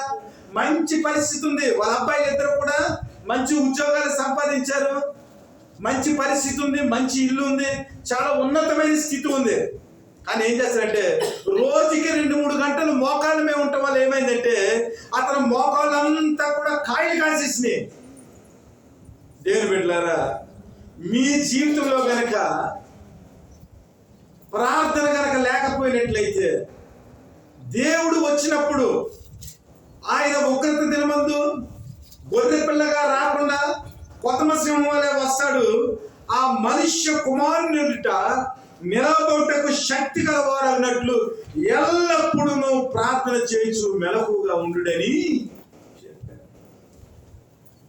ప్రార్థన చేయమంటే, ప్రార్థనకు రమ్మంటే, ప్రార్థన చాలా చులకనగా ఉంది ఈ రోజున క్రైస్తవులకి. కానీ దేవుని యొక్క ఉగ్రతలో నువ్వు నిలబడేదానికి నీ ప్రార్థన ఒకటే నిన్ను కాపాడుతుంది తప్ప ఈ లోకంలో ఏ శక్తులు కూడా దేవుని యొక్క ఉగ్రత నుంచి మనల్ని తప్పించలేదు. కానీ కేవలం మనుష్య కుమారుడి దగ్గర మనల్ని నిలబెట్టేది మన ప్రార్థనని జ్ఞాపకం చేసుకున్నాడు. కాబట్టి దేవుని బిడ్డలారా, ఆత్మీయ జీవితంలో ఈ లోకపరమైన ఐహిక విచారాలను బట్టి, ఈ లోకపరమైన మత్తును బట్టి మీరు ప్రార్థించలేని తల్లులుగా, ప్రార్థించలేని తండ్రులుగా, ప్రార్థించలేని యవనస్తులుగా, ప్రార్థించలేని చిన్నపిల్లలుగా మీరు ఉన్నట్లయితే ఈరోజు యోనా మాట్లాడుతున్నాడు, నావికుడు ద్వారా దేవుడు మాట్లాడుతున్నాడు. ఓయి నిద్రపోతా, లేచి నీ దేవునికి నీవు ప్రార్థించు, మనము చావకుండా ఉండినట్లు ఆ దేవుడు మనల్ని కరుణించునేమో. ఒక ప్రార్థన ఒకటే దేవుని ఎదుట నిన్ను నీతిమంతులుగా నిలబెడుతుందని జ్ఞాపకం చేసుకోవాలి. 23వ అధ్యాయము లూకా సువార్త 23వ అధ్యాయంలో 42-43 వచనాలు మనం చూసినట్లయితే మనం ఈ మాట గురించి మనం మాట్లాడుకున్నాం. ఆయనను చూసి యేసు, నీవు నీ రాజ్యంలోనికి వచ్చినప్పుడు నన్ను జ్ఞాపకం చేసుకోమను. అందుకైన వారితో, నేను నీవు నాతో కూడా పరదేశంలో ఉందని నిశ్చయముగా నీతో చెప్పుచున్నానని ప్రభు దొంగతో అన్నాడు. అప్పటి వరకు తన జీవితం అంతా దొంగ జీవితం. అప్పటి వరకు దేవుని అర్థం చేసుకోలేని పరిస్థితి. కలువరి శిలువలో ప్రభువైన యేసుక్రీస్తుని ఎప్పుడైతే చూశాడో దేవుని యొక్క శక్తి ఏమిటో అర్థమైపోయింది. ఆ కలువరి శిలువలో ఉండి దేవునితో వేలాడుతూ ప్రభుకి ప్రార్థన చేస్తున్నాడు. ప్రభువా, నీవు దేవుడు అని నాకు అర్థమైపోయింది, నావికుడికి అర్థమైపోయింది. అక్కడ ఇదిగో నీ దేవునికి ప్రార్థించన్నాడు. ఇక్కడ దొంగ కూడా ప్రభువైన యేసుక్రీస్తుతో గడిపిన అనుభవాన్ని బట్టి, దేవుని గురించి విన్న స్థితిని బట్టి దొంగకు అర్థమైపోయింది. దొంగ ప్రభుని ప్రార్థిస్తున్నాడు. యేసు, నీవు రాజ్యంతో వచ్చినప్పుడు నన్ను జ్ఞాపకం చేసుకోమనగానే ప్రభు ఏం చేశాడంటే దొంగ యొక్క ప్రార్థన విని, నేను నీవు నాతో కూడా పరదేశంలో ఉంది అని దేవుడు సెలవిచ్చాడు. మన జీవితంలో మనం పరలోకానికి వెళ్ళాలంటే, ప్రభు యొక్క స్థితిలోనికి మనం నడిపించబడాలంటే, ప్రభు యొక్క ప్రణాళికలో నుంచి మనము దేవుని యొక్క కృపలోనికి రావాలంటే ప్రార్థన ఒకటే. తెగిపోయిన నీ సంబంధాన్ని, నిద్రపోయిన నీ స్థితిని, దిగజారిపోయిన నీ స్థితిని, ఆపదలో ఉన్న నీ స్థితిని, అపాయంలో ఉన్న నీ స్థితిని, దుర్గతిలో ఉన్న నీ స్థితిని దేవుని దగ్గరికి తెచ్చేది, దేవునితో కట్టేది, నీ దేవుని యొక్క ప్రేమను పొందుకునేదానికి దేవుని దగ్గరికి నడిపించేది నీ ప్రార్థన ఒకటే. నువ్వు జ్ఞాపకం చేసుకోవాలి. దేవుని బిడ్డలారా, ప్రభువు మనిషి కుమారుడుగా ఉన్నాడు. మనిషి కుమారుడుగా ఉన్న సమయంలో ఆయన దేవుడై ఉండి దేవునికి ప్రార్థన చేస్తున్నాడు. ప్రార్థన అనుభవాలు చాలా ఉన్నవి. మార్కు శుభవార్త 1వ అధ్యాయం 35వ వచనం ఒకసారి చూడండి. మార్కు శుభవార్త 1వ అధ్యాయం. ఆయన పెందల కడనే లేచి ఇంకను చాలా చీకటి ఉండగానే బయలుదేరి అరణ్య ప్రదేశములకు వెళ్ళి అక్కడ ప్రార్థన చేయుచుండెను. యేసుప్రభు ఎవరండి అసలు? యేసుప్రభు ఎవరు? దేవుని కుమారుడు, సాక్షాత్తు దేవుడే, వాక్యమైన దేవుడు, కృపాసత్య సంపూర్ణుడుగా, శరీరధారిగా ఈ లోకానికి మనుషుల యొక్క విమోచన కొరకు ఆయన శరీరాన్ని ధరించుకుని మన కొరకు వచ్చాడు. పాపులను రక్షించడానికి, నశించిన దాన్ని వెదకి రక్షించడానికి మనుష్య కుమారుడిగా ఈ లోకంలోకి వచ్చాడు. కానీ మనుష్య కుమారుడిగా ఉన్న దేవుడు ఏం చేస్తున్నాడంటే, ఆయన పెందల కడనే లేచి ఇంకను చాలా చీకటి ఉండగానే బయలుదేరి అరణ్య ప్రదేశంలోకి వెళ్ళి అక్కడ ప్రార్థన చేయించుంటాడు. ప్రభువుకు అవసరమా? ఈ సృష్టిని సృష్టించిన దేవుడు, ప్రతి వారి చేత ఆరాధనకు అర్హుడైన దేవుడు, ప్రతి వారు కూడా ఆయనకే కృతజ్ఞత చెల్లించాలి, ఆయనకే ప్రార్థన చేయాలి. కానీ మనుష్య కుమారుడుగా వచ్చాడు కాబట్టి ఆయన ఏం చేశాడు? పెందల కడనే లేచి ఇంకా చీకటి ఉండగానే అరణ్యమునకు పోయి ప్రార్థన చేయించుండెను. దేవాతి దేవుడే పెందల కడనే లేచి ప్రార్థన చేస్తూ ఉంటే తండ్రికి, మనుష్య కుమారులమైన మనము, మట్టి అయిన మనము దేవుని విషయంలో ఎప్పుడు లేచి ప్రార్థన చేయాలో గమనించాలి. నీవు లేచి ప్రార్థన చేయము. ఇక్కడ ఏం చేశాడు? ప్రభు పెందల కడలే లేచి దేవునికి ప్రార్థన చేస్తున్నాడు. పెందల కడలే లేచి ప్రార్థన చేసే అనుభవం ఉందా? విలాప వాక్యాలు ఏమని ఉంటుందంటే 2వ అధ్యాయంలో చదవద్దు. నీ పిల్లల కొరకు నీవు పెందల కడనే వేకుజామున లేచి వారి కొరకు ప్రార్థన చేయి. ఎలాగ చేయాలంటే, నీ కన్నీరట నదీ ప్రవాహం వలె అయిపోవాలట. అసలు ప్రార్థన చేసినప్పుడు మనకి ఏమైనా కన్నీళ్ళు వస్తున్నాయా? అసలు మనం పాపిమని, దేవాది దేవుడు మన కొరకు వచ్చాడని, మనకు సమస్తం ఇచ్చాడని పశ్చాత్తాప హృదయంతో, కృతజ్ఞతాపూర్వకమైన హృదయంతో దేవునికి మనం ప్రార్థన చేసినప్పుడు కనీసం 2 చుక్కలన్నా వస్తున్నాయి. ఆ విలాప వాక్యాల్లో ఇశ్రాయేలు యొక్క శ్రమను బట్టి ఇశ్రాయేలు అందరూ కూడా నశించిపోతున్నారు. వారు బబులోని చెరలో ఉన్నారు. వేల కొలది ప్రజలు రోజు కూడా బబులోని చెరలో వారు చనిపోతున్నారు, భోజనాలు లేక రకరకాల పరిస్థితుల్లో. అలాంటి పరిస్థితుల్లో వారి యొక్క పిల్లలు రక్షింపబడేదానికి, వారు చావకుండా ఉండేదానికి ఇర్మియా భక్తుడు అంటున్నాడు, ఇదిగో నీ పిల్లలు చావకుండా ఉండేదానికి, వారి జీవితంలో మరణము రాకుండా ఉండేదానికి నీవు పెందలకడనే వేకుజామునే లేచి కన్నీరు ప్రవాహం వలె, నది ప్రవాహం వలె నీ ప్రార్థన నీ పిల్లల కొరకు చేయండి. నిజంగా మన పిల్లల కొరకు ఎప్పుడైనా 2 కన్నీటి బొట్టులు మనం విడిచామా? పెందలకడనే లేచి వేకుజామునే లేచి, ప్రభా ఇదిగో మరణము మా తలుపుల్లోనికి, మా కిటికీల్లోనికి ఎక్కువ వచ్చేస్తుంది ప్రభా. ఈ లోకంలో యవనస్తులు ఉన్నా మా పిల్లలందరూ పాడైపోతున్నారు ప్రభా. నేనైతే కంట్రోల్ చేయలేకపోతున్నాను ప్రభా. నా పిల్లల్ని నీవు కంట్రోల్ చేయగలవు ప్రభా. తుఫానును అంచగలవు ప్రభా, గాలిని గద్దించగలవు ప్రభా, సమస్త సృష్టిని నీ ఆధీనంలో పెట్టుకోగల సమర్థుడు ప్రభా. కాబట్టి నా బిడ్డలను నీ చేతిలో పెడుతున్నాను ప్రభా. నా కన్నీటి ప్రవాహంలో వారు నీ సిలువ దగ్గరికి చేరటానికి, నీ రక్షణలో, నీ కృపలో ప్రభా వారు కట్టబడటానికి సహాయం చేయమని ఎప్పుడైనా మనం ప్రార్థన చేసామా? మన కొరకు, మన రక్షణ కొరకు, మనల్ని స్వస్థపరిచేదానికి దేవాతి దేవుడైన యేసుక్రీస్తు వారు ఏం చేస్తున్నారంటే పెందలకడనే లేచి ఇంకా చీకటి ఉండగానే అరణ్యంలోకి పోయి మన కొరకు ప్రార్థన చేస్తున్నారు. ఇలాంటి ప్రార్థన అనుభవం ఎప్పుడైనా మనకు ఉందా? సిద్ధపాటు కలిగిన ప్రార్థన అనుభవం మన జీవితంలో ప్రార్థన కొరకు ఎప్పుడైనా సిద్ధపడుతున్నావా? అసలు ఒక సమయం ఉందా మనకు? ప్రతిరోజు ఒక సమయం పెట్టుకుని ఆ సమయంలో ప్రభు యొక్క పాదాలు తడిపేదానికి మన జీవితంలో ఏదైనా ఒక అనుభవం ఉందా? ఆలోచన చేయాలి. నిర్గమాకాండము 34వ అధ్యాయం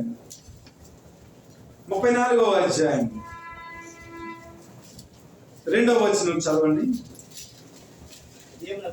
ఉదయమునకు నీవు సిద్ధపడి ఉదయమున సీనాయి కొండ ఎక్కి అక్కడ శిఖరం మీద నా సన్నిధిని నిలువు. ఇశ్రాయేలు జీవితంలో దేవుడు 10 ఆజ్ఞలు ఇవ్వబోతున్నాడు. వారి జీవితాలను బాగు చేసేదానికి, వారి జీవితాల్లో పాపం రాకుండా పరిశుద్ధంగా జీవించేదానికి మోషేని పిలిచాడు. ఇదిగో మోషే, ఈ ప్రజలు చనిపోకుండా ఉండటానికి, వారి జీవితంలో ఆత్మీయ స్థితిలో పడిపోకుండా ఉండటానికి నా ఆజ్ఞలను, నా కట్టడలను వారికి నేను పరిచయం చేస్తాను. నీవు పెందలకడనే లేచి సీనాయి పర్వతం మీదకి వచ్చే. మోషే వెళ్ళాడా? మోషే వెళ్ళాడు. ఉదయమునకు సిద్ధపడి సీనాయి పర్వతానికి. దేవుని బిడ్డలారా, ఈ ప్రిపరేషన్ మనకుందా? 10 గంటలకు ఆరాధన అయితే ఎన్ని గంటలకు వస్తున్నాం? ఆదివారం దేవుని స్తుతించేదానికి, దేవుని ఆరాధించేదానికి, దేవుని యొక్క ప్రేమను మన జీవితాల్లో వాక్యం ద్వారా నింపుకునేదానికి, పరిశుద్ధమైన జీవితాన్ని మనం జీవించేదానికి సిద్ధపడి ప్రార్థనతో దేవుడు నాతో ఏమి మాట్లాడబోతున్నాడని ఇంటికాడ మోకాళ్ళు నీ ప్రభా, ఈ పునరుద్ధాన దినాన ప్రభా నా జీవితాన్ని నేను సరి చేసుకుంటానికి, నా జీవితంలో నీ కృపను నేను పొందుకునేదానికి ప్రభా నాతో మాట్లాడని ఎంతమంది సిద్ధపడి ప్రార్థన చేసి దేవుని మందిరానికి వచ్చాం. మోషే నాయకుడు తన ప్రజల కొరకు దేవుని యొక్క పిలుపుని అందుకుని ఉదయమునకు సిద్ధపడి సీనాయి కొండ ఎక్కి దేవుణ్ణి కలుసుకున్నాడు. ప్రార్థనలో మన ప్రిపరేషన్ ఏంటి? మనం నిద్రపోతా ఉన్నామా, లేదంటే ఆత్మీయంగా ప్రార్థనలో మనం ఉద్యమంతో ఉన్నామా? ఆలోచించి నావికుడు వేసే ప్రశ్న ఏమిటంటే, ఈరోజు ఓయి నిద్రపోతా, నీకు ఏమి వచ్చినది? లేచి నీ దేవుణ్ణి ప్రార్థించుము, మనము చావకుండా దేవుడు మనల్ని ఎందుకు కనికరించేమో. ఎలాంటి ప్రార్థన అనుభవం మన జీవితంలో ఉంది? ఆలోచన చేయండి. నిజంగా రోజుకి ఎన్ని గంటలు మనము ప్రార్థన చేస్తున్నాం? లేదంటే యోనాలాగా దేవుని యొక్క సన్నిధి నుంచి మనం పారిపోతున్నామా?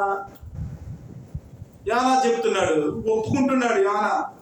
నీవెవరు యోనా అంటే, ఇదిగో యెహోవా చేత నిర్ణయించబడిన వాడును, యెహోవా సన్నిధి నుండి నేను పారిపోచున్నాను. దేవుడు మాట్లాడుతూ ఉంటే ఒకవేళ దేవుని సన్నిధి నుంచి పారిపోతున్నారా?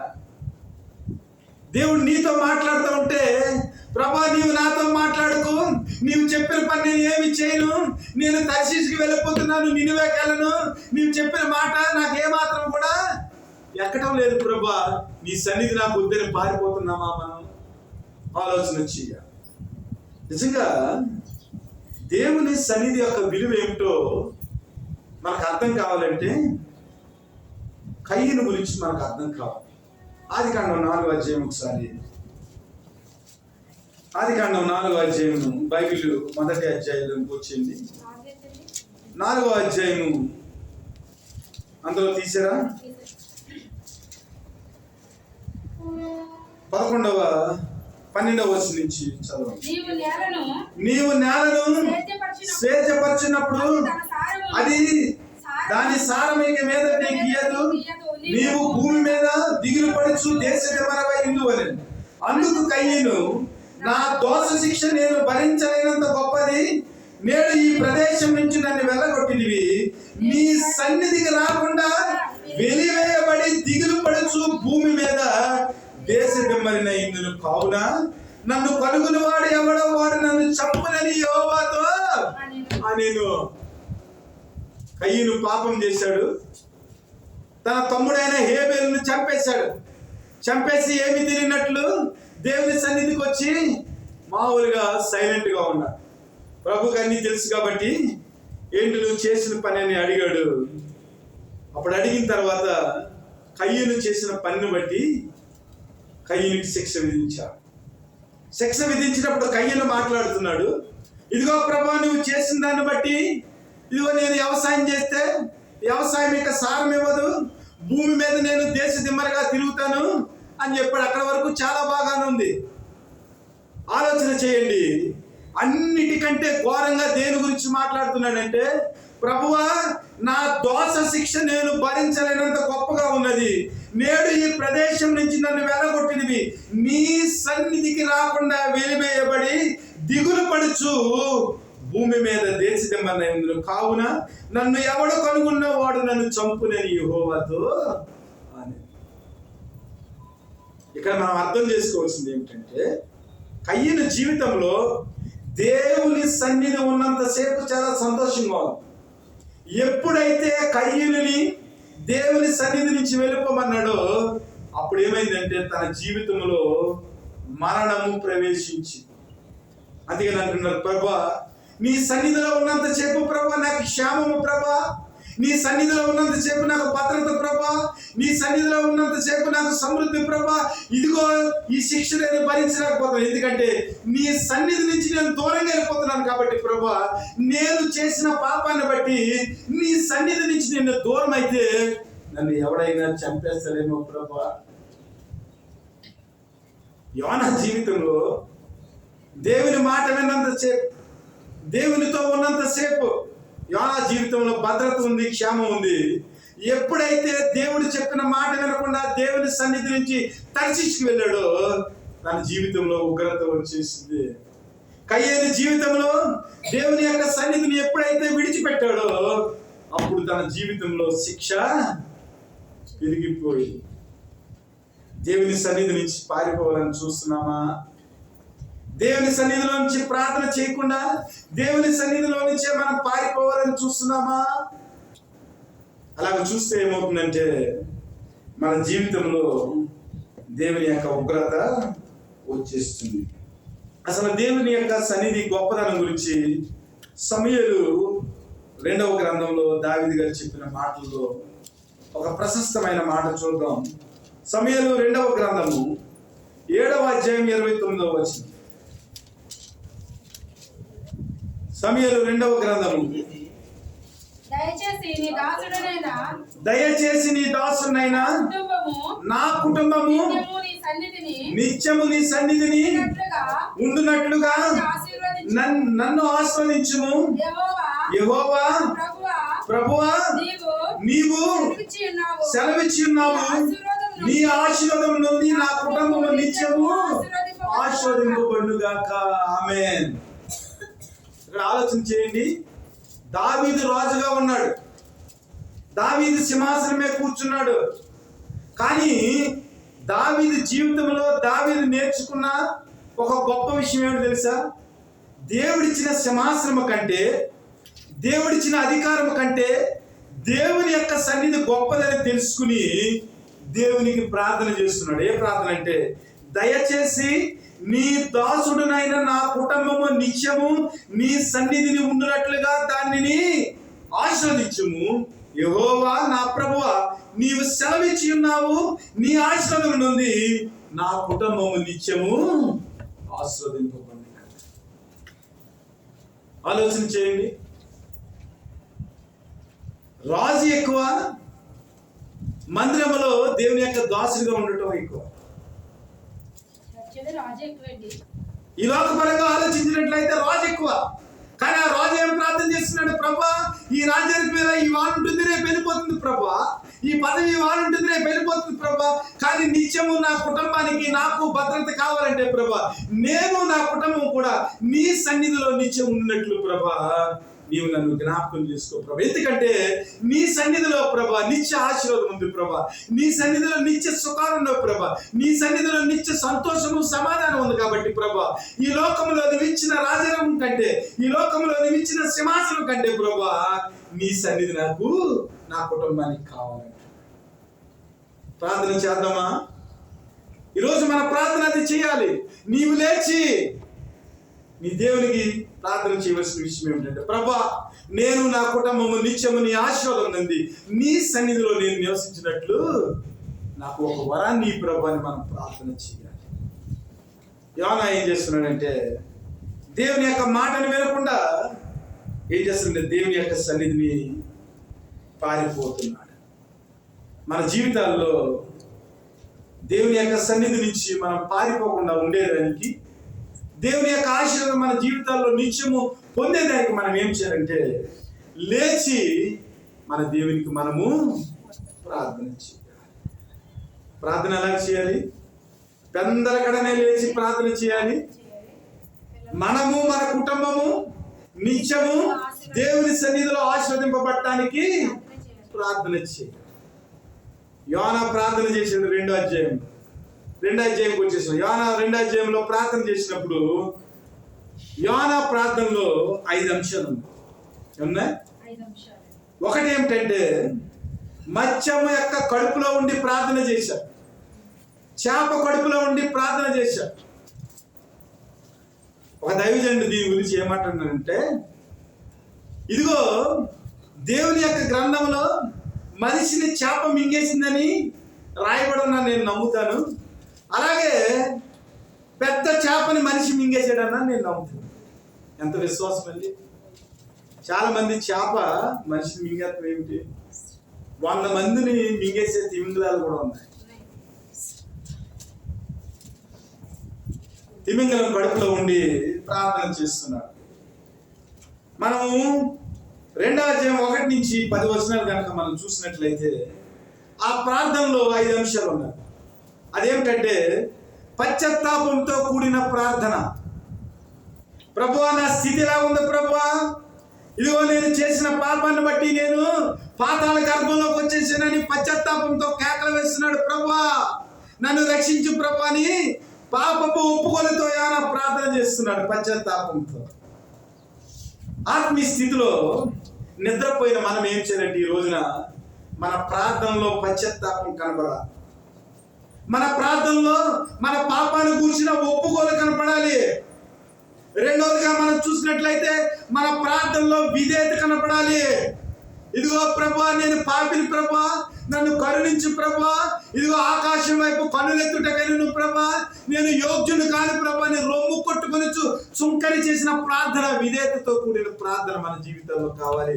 ఆ విధేయతతో కూడిన ప్రార్థన ఇక్కడ ఏం చేసినట్టే యోనా చేశాడు. మనం చూసినట్లయితే 3వ వచనంలో లాస్ట్ లో చూసినట్లయితే, నీ తరంగములు నా కురులను కప్పివేసినాయి ప్రభువా, నేను చాలా దీనస్థితిలో నేను ఉన్నాను ప్రభు అని కేకలు వేస్తూ దేవునికి ఏం చేశాడంటే విధేయతతో ప్రార్థన చేశాడు యోనా. ఆ తర్వాత చూసినట్లయితే మనం విశ్వాసంతో ప్రార్థన చేశాడు. 6వ వచనంలో చూసినట్లయితే, దేవా యెహోవా, నీవు నా ప్రాణము కోపములో నుండి పైకి రప్పించి ఉన్నావు. విశ్వాసం. నువ్వు ఎలాంటి పరిస్థితుల్లో ఉన్నా, ఎలాంటి దీనమైన స్థితిలో నువ్వు ప్రయాణం చేస్తున్నప్పటికీ ప్రభువు నా ప్రార్థన వింటాడని మన విశ్వాసంతో ప్రార్థన చేసినప్పుడు, నీ వాడ మునిగిపోయినా, నీవు అట్టడికి వెళ్ళిపోయినా, నీ ఆత్మీయ స్థితిలో నువ్వు దిగజారిపోయినా, నువ్వు పైకి లేచి నిలబడి ప్రార్థన చేసినట్లయితే విశ్వాసంతో నువ్వు చేసిన ప్రార్థన దేవుడు అంగీకరిస్తాడు. అంగీకరించి నీ స్థితి నుంచి ఆయన నిన్ను పైకి లేపుతాడు. యోనా ప్రార్థనలో విశ్వాసం ఉంది. ఆ తర్వాత ప్రార్థన చేసేటప్పుడు ఏం చేశాడంటే మొక్కుబడి చేశాడు. దేవునితో మొక్కుబడి చేశాడు. 8వ వచనం చూసినట్లయితే, అసత్యమైన వ్యర్థ దేవతల యందు లక్ష్యం ఉంచువారు తమ కృపాధారమును విసర్జించుదురు. కృతజ్ఞతాస్తుతులు చెల్లించి నేను నీకు బలులర్పించును. నేను మొక్కుకున్న మొక్కుబడులను చెల్లింపక మానను. దేవునితో నిబంధన సహితమైన ప్రార్థన. దేవునితో అన్నాడు, ప్రభా నా జీవితంలో ఎలాంటి విపత్తులు వచ్చినప్పటికీ ప్రభా, నేను అన్య దేవతల వైపు నేను తిరగను ప్రభా, వాటిని పూజించను, వాటిని ఆశ్రయించను ప్రభా. ఒకవేళ వాటిని ఆశ్రయించినట్లయితే నీ కృప నుంచి నేను దూరం వెళ్ళిపోతాను ప్రభా. దేవుని యందు మనం నమ్మికించుకోకుండా, దేవుని ఆశ్రయించకుండా, దేవుని కృప గురించి మనం కనిపెట్టకుండా ఈ లోకం వైపు తిరిగేమనుకో ఏమవుతుందంటే దేవుని యొక్క కృప మన జీవితంలో రాకుండా ఉంటుందంటే ఇక్కడ యోనా అంటున్నాడు, ప్రభా నీ కృపాధారముని విసర్జించును అన్నాడు. దేవుని వైపు తిరగకుండా ఈ లోకం వైపు తిరిగితే ఏమవుతుందంటే దేవుని యొక్క కృప మన జీవితాల్లో కొట్టివేయబడుతుంది. ఆలోచన చేయాలి. కాబట్టి దేవునితో ఒక మొక్కుబడి చేసుకుని ఏమన్నాడంటే, కృతజ్ఞతాస్తుతులు చెల్లించి నేను నీకు బలులర్పించును. పడిపోయిన మన జీవితంలో ఎక్కడైతే మనం పడిపోయామో అక్కడి నుంచి లేచి దేవుని యొక్క కృపను మన జీవితాల్లో పొందాలంటే ప్రార్థన శరణ్యము. ఆ ప్రార్థనలో 5 అంశాలు ఉండాలి. మనం ప్రార్థన చేసేటప్పుడు ఆ ప్రార్థనలో పశ్చాత్తాపం ఉండాలి, ఒప్పుకోలు ఉండాలి, విధేయత ఉండాలి, విశ్వాసంతో ప్రార్థన చేయాలి, దేవునితో నిబంధన చేసి ప్రార్థన చేయాలి. దేవుడు మన జీవితంలో తన కృపను వెల్లడిపరిచిన తర్వాత మనం ఏం చేయాలంటే ఆయనకు కృతజ్ఞతాస్తుతులు చెల్లించాలి. ఈ ప్రార్థన మన జీవితంలో ఉన్నప్పుడు ఏమవుతుందంటే మనం ఏ స్థితిలో పడిపోయామో ఆ స్థితిలో నుంచి మనము పైకి లేచి దేవుని యొక్క కృపను పొందుకోగలం. ఆ ప్రార్థన చేసిన వెంటనే 10వ వచనం చూడండి, అంతలో యెహోవా మత్స్యమునకు ఆజ్ఞ ఇయ్యగా యోనాను నేల మీద కక్కివేసి. మనం ఎలాంటి పరిస్థితుల్లో ఉన్నా ఈ 5 అంశాలతో మనం ప్రార్థన చేయాలి. ఒప్పుకోలుతో ప్రార్థన చేయాలి, విశ్వాసంతో ప్రార్థన చేయాలి, దేవునితో నిబంధన చేసి ప్రార్థన చేయాలి. అలాగే దేవునికి కృతజ్ఞతాస్తుతులు చెల్లించి ప్రార్థన చేసినప్పుడు ఏమవుతుందంటే యోనా అలాగ ప్రార్థన చేసినట్టునే యోనా ప్రార్థన విని దేవుడు ఏం చేసినట్టే మత్స్యానికి ఆజ్ఞ ఇచ్చాడంట. మత్స్యం ఏం చేసింది? సేఫ్టీగా వచ్చి నేల మీద ఎక్కేసింది. ఎక్కడ ఏ నేల మీద ఎక్కేసిందంటే నినివే పట్టణం దగ్గర ఉన్న నేల మీద ఎక్కేసింది. అంటే ఓడ ఖర్చులు ఏమీ లేకుండానే దేవుడు ఏం చేశాడు? యోనా యొక్క ప్రయాణాన్ని చేప కడుపులో బుద్ధి చెప్పించి మరలా గద్దె మీదకి ఎక్కించాడు దేవుడు. అక్కడైతే కేవ్ ఇచ్చాడు. దేవుడి నుంచి పారిపోయేదానికి ఏం చేశాడు? డబ్బులు ఇచ్చి మరీ తరిచికెళ్ళాడు. కానీ దేవుడు ఏం చేశాడు? బుద్ధి చెప్పి డబ్బులు లేకుండానే నినివే పట్టణం మీద చేప కడుపులో ప్రయాణం చేసి పశ్చాత్తాపడి విశ్వాసాన్ని పెంపొందించుకుని దేవునికి మొక్కుబడి చెల్లించి దేవుని కృతజ్ఞతాస్తుతులు చెల్లించి నినివే పట్టణానికి వచ్చాడు. మన జీవితంలో దేవుడు మాట వినకుండా దేవుని ప్రణాళిక నుంచి మనం తప్పిపోతే ఎంత ప్రాసెస్ ఉంటుంది. కానానికి ఇశ్రాయేలు బయలుదేరారండి. చాలా ప్రయాణం. 40 రోజులైతే కానానికి వెళ్ళిపోతారు. వారి అవిధేయతను బట్టి 40 సంవత్సరాలు ప్రయాణం చేయవలసి వచ్చింది. మనం పరిశుద్ధంగా దేవుని యొక్క ప్రణాళికలో మనం ప్రార్థన చేస్తే అడిగిన వెంటనే దేవుడు ఇస్తాడు. కానీ మన అవిధేతను బట్టి మనం ఏం చేస్తామంటే సముద్ర గర్భంలోకి వెళ్ళిపోయి కక్కి వేయబడిన తర్వాత సముద్రంలో గర్భంలో చేప కడుపులో ఉన్న ఆ నీసి అదంతా కూడా ఎంత ఘోరంగా ఉంటుందో. నిజంగా యోనాకి ఆ దరికాడి కక్కి వేయబడినప్పుడు చూసుకుని ఉంటే తన శరీరం అంతా తన మీద తనకే అసహ్యం పుట్టుంటుంది. అసలు అలాంటి అసహ్య పరిస్థితుల్లో పడకుండా మనం ఏం చేయాలి? ముందరే లేచి, పెందల కడనే లేచి, వేకువజామునే లేచి మనం ప్రార్థన ప్రాక్టీస్ చేసినట్లయితే ఈ కక్కి వేయబడే శరీర స్థితిలోనికి మన జీవితము ఉండదు. అలాంటి ప్రాక్టీస్లేమి మనం చేయటం లేదు. దేవుని బిడ్డలారా, కక్కి వేయబడిన తర్వాత, విశ్వాసంతో నిండిన తర్వాత, విధేయతతో నిండిన తర్వాత, దేవునికి కృతజ్ఞత చెల్లించిన తర్వాత యోన నినివేకి వచ్చి ఒక మాట చెప్పాడు. ఎంతండి? ఒకే ఒక మాట. లేచి, మరలా ఇక్కడ నీవు లేచి నినివే పట్టణంకు పోయి నేను నీకు తెలియజేసే సమాచారం దానికి ప్రకటన చేయము. కాబట్టి యోన లేచి, ఎన్నిసార్లు లేచి ఉందో చూడండి. మనం ఎన్నిసార్లు లేవాలో చూడండి. మన ఆత్మీయ స్థితిలో మనం నిద్రపోతులా ఉంటే ప్రభు లేపుతున్నాడు, లేచి లేచి లేచి.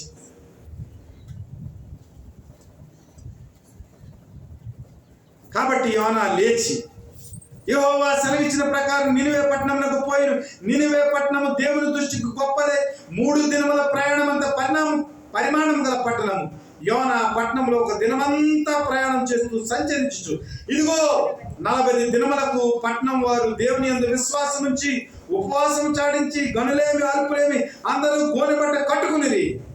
ఆ సంగతి నినివే రాజునకు వినబడినప్పుడు అతడు తన సింహాసనం మీద నుండి దిగి తన రాజవస్త్రములు తీసివేసి గోనెబట్ట కట్టుకుని బూడిదలో కూర్చుండెను. మరి రాజు అయిన తాను ఆయన మంత్రులను ఆజ్ఞేయగా, ఒకవేళ దేవుడు మనస్సు తిప్పుకుని పశ్చాత్తాపుడే మనము లైవ్ కాకుండా తన కోపాగ్ని చల్లార్చుకుని గనుక మనుషులు ఏది పుచ్చుకొనకూడదు, పశువులు గాని ఎద్దులు గాని గొర్రెలు గాని మేత వేయకూడదు, నీళ్లు త్రాగకూడదు. మనుషులందరూ తమ దుర్మార్గతను విడిచి తాము చేయు బలాత్కారమును మానివేయవలెను. మనుషులేమి పశువులేమి సమస్తమును గోనెబట్ట కట్టుకునేవారు. జనులు మనఃపూర్వకంగా దేవుని వేడుకొనవలని దూతలు నినివే పట్టణంలో చాటించి ప్రకటన చేసిరి. ఈ నినివే వారు తమ చెడు నడతలను మానుకొనగా వారు చేయుచున్న క్రియలను దేవుడు చూసి పశ్చాత్తాపుతుడే వారికి చేయుదునని తాను మాట ఇచ్చిన కీడును చేయక నినివే పట్టణం యొక్క ప్రజలను బట్టి కూడా మనం ఒక గొప్ప సందేశాన్ని నేర్చుకోవాలి. చాలా సింపుల్గా చెప్తున్నాను. మన జీవితంలో ఎన్నాళ్ళ నుంచి దేవుని యొక్క సువార్తను వింటున్నాం, ప్రార్థనలో దేవుని సన్నిధిలో మనం ఎంత మారాం. నినివే పట్టణం వచ్చి ఒకరోజు యోనా ప్రకటించాడండి, మరి అబ్బాయి మీ జీవితంలో చాలా దుర్మార్గత ఉంది అబ్బాయి, మీరు సరి చేసుకోకపోతే 40 రోజుల్లో దేవుడు మీ నినివే పట్టణాన్ని అంతా కూడా నాశనం చేసేస్తాడు. ఒకే ఒక మాట చెప్పాడండి యోనా. రాజు దగ్గర నుంచి, మంత్రుల దగ్గర నుంచి, ప్రజల దగ్గర నుంచి, పశువుల దగ్గర నుంచి అందరూ కూడా గోనె బట్ట కట్టుకుని ఉపవాసం ఉండి ప్రార్థన చేశారు. వారి జీవితంలో దేవుని యొక్క కీడు రాకుండా వారందరూ కూడా రక్షింపబడ్డారు. ఆలోచన చేయండి. ఒకే ఒక రోజు నినివే చెప్తే, దేవుని యొక్క సువార్తను యోనా నినివేకి చెప్తే వారి జీవితంలో ఒక్కరోజు సువార్తకే అంత మార్పు వచ్చింది. ఎన్ని సంవత్సరాల నుంచి మనం సువార్త వింటున్నాం, మన జీవితంలో ఎంత మార్పు వచ్చింది. ఒక్క రోజుకి వారు గోనెబట్ట కట్టుకున్నారు, ఒక్క రోజుకి విధేయత చూపించారు. రాజు కూడా సింహాసనం దిగి బూడిది కట్టుకుని ఆ గోనెబట్ట కట్టుకుని అందరూ కూడా దేవునికి పశ్చాత్తాప హృదయంతో ఉపవాసం నుండి ప్రార్థన చేశారు. విధేయతతో వారి జీవితంలో గొప్ప ధన్యత వచ్చింది. మన జీవితంలో ఎప్పుడు ఈ విధేయత వస్తుంది? నినివే ప్రజలు దుర్మార్గులు. ఎంత దుర్మార్గులు తెలుసా? ఇశ్రాయేలు స్త్రీలు గర్భిణీలుగా ఉంటే ఇశ్రాయేలు స్త్రీల యొక్క పొట్ట చింపేసి కత్తితో కోసేసి ఆ పిండాన్ని పైకి ఎగరేసి కత్తితో నరికేవారట నినివే ప్రజలు. ఎంత దుర్మార్గులు వాళ్ళు. అంత దుర్మార్గులు కాబట్టి వారు రక్షింపబడకుండా ఉండేదానికి వారికి శిక్ష రావాలని యోనా ఏం చేశాడంటే తన సొంత నిర్ణయంతో నినివేకి రాకుండా తర్షీషుకి వెళ్ళాడు. అంత గొప్ప దుర్మార్గులు, అంటే వారికి సువార్త చెప్పడానికి కూడా వారు అర్హులు కాదన్నంత గొప్ప దుర్మార్గులు. అలాంటి దుర్మార్గులు ఒకరోజు సువార్తకు మారితే వాళ్ళ జీవితం అంతా ఒకరోజు సువార్తకు మారిపోతే ఎన్నో సంవత్సరాల నుంచి మనం సువార్త వింటున్నాం, మన జీవితంలో ఎలాంటి మార్పు వచ్చింది ఆలోచించి. వారు మారిన విధానాన్ని బట్టి దేవుడు చేయాలన్న కీడుని చేయకుండా ఆపివేసి. ఇన్ని రోజుల నుంచి మనం ప్రార్థన చేస్తున్నాం, ఇన్ని రోజుల నుంచి వాక్యం వింటున్నాం, మరి మన జీవితాల్లో కీడు ఎందుకు వస్తుంది? మన జీవితాల్లో అనారోగ్యం ఎందుకు వస్తుంది? మన జీవితంలో శోధన ఎందుకు వస్తుంది? మన జీవితంలో అప్పులు ఎందుకు వస్తున్నాయి? మన జీవితంలో బాధలు ఎందుకు వస్తున్నాయి? దేర్ ఈజ్ ఎ ఫాల్ట్, ఎక్కడో ఫాల్ట్ ఉంది. నినివే ప్రజల యొక్క మారు మనసును బట్టి, నినివే ప్రజల యొక్క విశ్వాసాన్ని బట్టి, నినివే ప్రజల యొక్క పశ్చాత్తాపాన్ని బట్టి, నినివే ప్రజల యొక్క ఆ రూపాంతరాన్ని బట్టి మనం ఏం చేయాలంటే మన జీవితాలను చక్కబెట్టుకోవాలి. దేవుని బిడ్డలారా, దినవృత్తాంతాల్లో ఒక గొప్ప పాఠం ఉంటుంది, నేను చదివేస్తాను. యెహోషాపాతు మీదకి 3 దేశం నుండి సైనికులు దండెత్తి వచ్చేసారు. ఆ అధ్యాయం కనుక మనం చూసినట్లయితే ప్రతిసారి కూడా యెహోషాపాతు నిలబడి లేచి తన ప్రజలకు చెప్పాడట, ఇదిగో శత్రువులు మన దేశాన్ని ఆక్రమించేశారు కాబట్టి దేవుని దగ్గర మీరు ప్రార్థన చేయండి అన్నప్పుడు ఇశ్రాయేలు ప్రజలందరూ కూడా పసి బిడ్డలతో పాటు ఆడవాళ్ళు, మగవాళ్ళు, పసిబిడ్డలు అందరూ కలిపి దేవుని యొక్క దేవాలయానికి వచ్చి వారు ప్రార్థన చేస్తే దేవుడు ఏం చేశాడంటే ఆ 3 శత్రు సైన్యాన్ని ఆయన నాశనం చేశాడు. మరి మనం అందరం కలిసి దేవుని సన్నిధికి వచ్చి ప్రార్థన చేస్తున్నామా? మన ఇంట్లో 6 ఉంటే 6 కలిపి దేవుని సన్నిధిలో కనబడుతున్నామా? 4 ఉంటే 4 కలిపి మనం దేవుని సన్నిధిలో కనబడుతున్నామా? ఇశ్రాయేలు జీవితంలో ఉగ్రత వచ్చేసినప్పుడు మొత్తం పసిపిల్లలతో సహా దేవుని సన్నిధికి వచ్చేవారు. రాజు యొక్క మాటను గుర్తెరిగి వారు ప్రార్థన చేసినప్పుడు వారి జీవితంలో జయం వచ్చింది. మన పిల్లలకు మనం మోకాళ్ళు వేయటం మనం నేర్పించగలుగుతున్నామా? మన పిల్లలకు బైబిల్లో ఉన్న 66 పుస్తకాలు మనం నేర్పించగలుగుతున్నామా? మీకు 6 వారాలు టైం ఇచ్చాను. 6 వారాల్లో 66 పుస్తకాలు, 6 వారాల్లో 66 పుస్తకాలు చూడకుండా అప్పచెప్పిన వారికి 1 గ్రామ్ గోల్డ్ ఛాలెంజ్. 6 వారాలు టైం ఇస్తున్నాను. 6 వారాల్లో 66 పుస్తకాలు చూడకుండా అప్పచెప్పిన వారికి 1 గ్రామ్ గోల్డ్.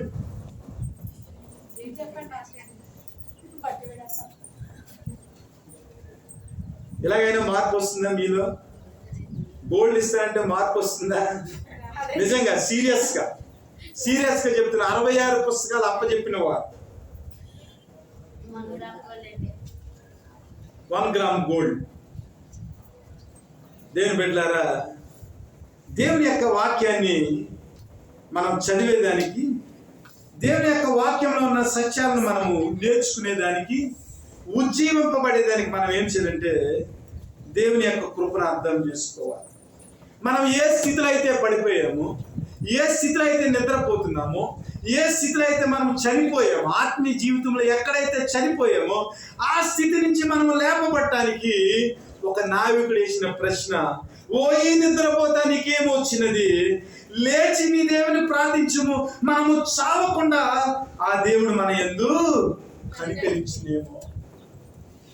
దేవుని బిడ్డలారా, ఒక క్వశ్చన్, ఒక నావికుడి ద్వారా, ఒక అన్యుడి ద్వారా మన జీవితంలో ఒక క్వశ్చన్ వచ్చింది. కాబట్టి ఈ రోజున మనం నేర్చుకోవాల్సింది ఏమిటంటే, ఏ స్థితిలో అయితే మనం పడిపోయామో ఆ స్థితిలో నుంచి మనం నిద్రలేచి మనం ఆత్మీయ స్థితిలో మనం చనిపోకుండా దేవుని యొక్క కృపను అనుభవించేదానికి మన జీవితాలను మనం ఉజ్జీవపరుచుకుందాం.